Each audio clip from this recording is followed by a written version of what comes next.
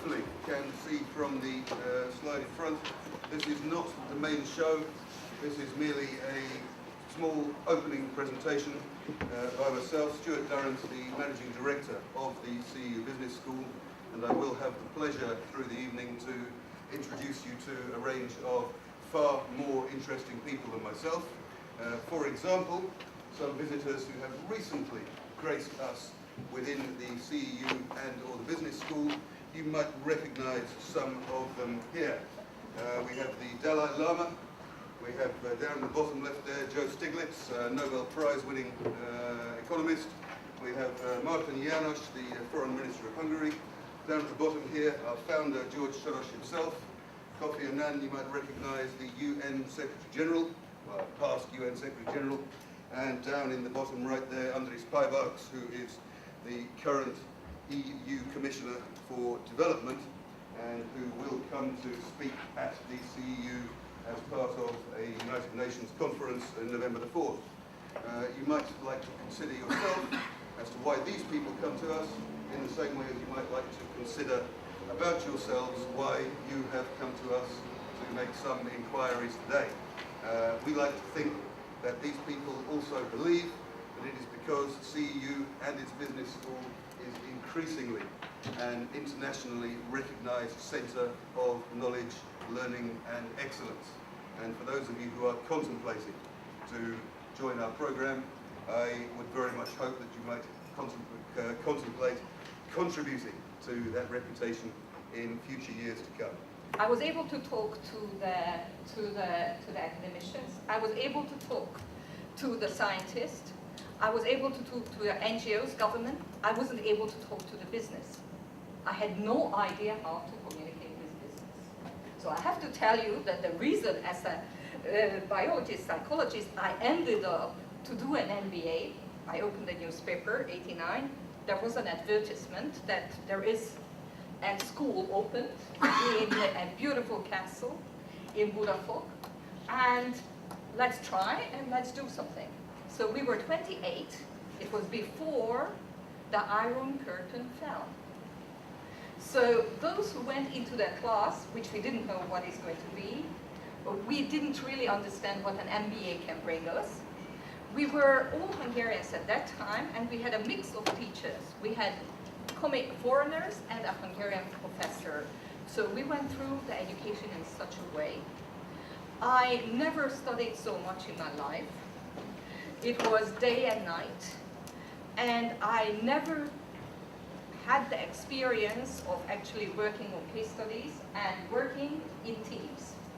And I have to say that this teamwork and this bonding relationship has really given a good basis for us. Because after the changes appeared, and all of us appeared in different parts of the economical environment, my colleagues became heads of operation, then presidents and CEOs of companies. So your MBA, wherever you are going to be going, is going to be very, very important, because you will be able to see the big picture and translate it into your activities. So what the school is doing is actually helping to address issues with attitude and behavior. So what you are going to be doing is your attitude and behavior is going to be different after you come out.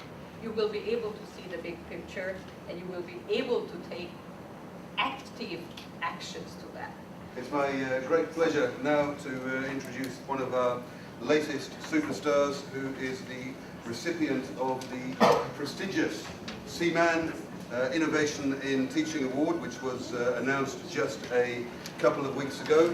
He had the very onerous and difficult task of having to travel down to Naples, or Napoli, if you like, to pick up his award at the Seaman annual conference. Seaman, for those who don't know, is effectively the European Association of Business Schools and Management Educators, and we, I think for the first time, have actually won this award and are very, very proud of Tibor Voros, who is going to spend a few minutes telling us exactly how he did it. Thank you very much, Tibor. Thank you, Stuart. All right, so ladies and gentlemen, welcome to the open day. Welcome to the CEU Business School. My name is Voros. I'm going to be very short on my resume and just concluded that basically in the past 15-20 years, I have been working in various businesses and I have been working with various so-called simulations. Right, and basically the way how I got this award, this innovation award, is that I have done specific work on designing business simulations, developing business simulations, and working with these business simulations. So what these simulations, what I'm trying to do, is really make sure that here is a complex system. You have a chance to try it out. You have a chance to play around with it. You have a chance to actually make mistakes. And once you have made these mistakes, maybe if you come to this in real life, you will have a feeling, you will have a feel that I should look at other factors as well. I should look at the entire picture. I should look at the entire system instead of just making a short-term criticism. Okay, so that's one of the key elements I'm including in my simulation, and that's the reason why they are so complex as they are, and that's why I got the prize for. I teach business economics here at the business school, which is of course the most important and the most useful subject. I hope that my students, the current and former students, sitting and standing around agree with me, because this course teaches you how to make rational decisions as a consumer and as a business person. But this evening I'm going to talk to you in my other capacity, being the director of our International Executive MBA program, which we call in very short the IMM, the International Master in Management program. I think you would agree with me that the worth of each and every program is best reflected by the values and by the assets of the program. Let me start with the most important and the most valuable assets of technology and the most valuable assets of our IMM Executive MBA program, and they are the participants, the student body. As I mentioned, this program is first of all designed and delivered for the working executives, but the other very important differentiating point of our program is the international context of the program. What does this international context mean? It means that the program is a joint effort of 4 different leading business schools representing 3 important competing regions of the global economy. And before going further, I would like to share with you the information, which is, I think, very important. The program, the IMM, has been ranked the #1 most international program, or the #1 in its international context by the Financial Times, by the influential Financial Times, 7 years in a row. We are very proud of it. As a closing to our presentation for this evening, before a little bit of networking, I'm very pleased and proud to introduce Yusuf Akbar, who is not only an expert in the field of management and strategy. As you will see, we're talking about the development of management or management development in Central and Eastern Europe, but furthermore, he is the architect and man-in-chief of our MBA program itself.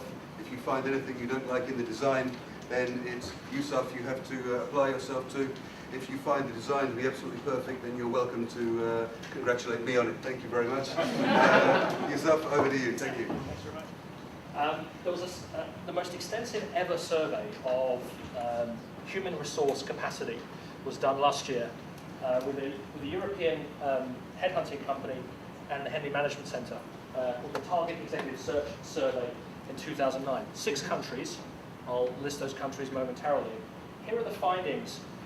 It was based upon the following question: what do the expatriate managers think about the local managers that they hire?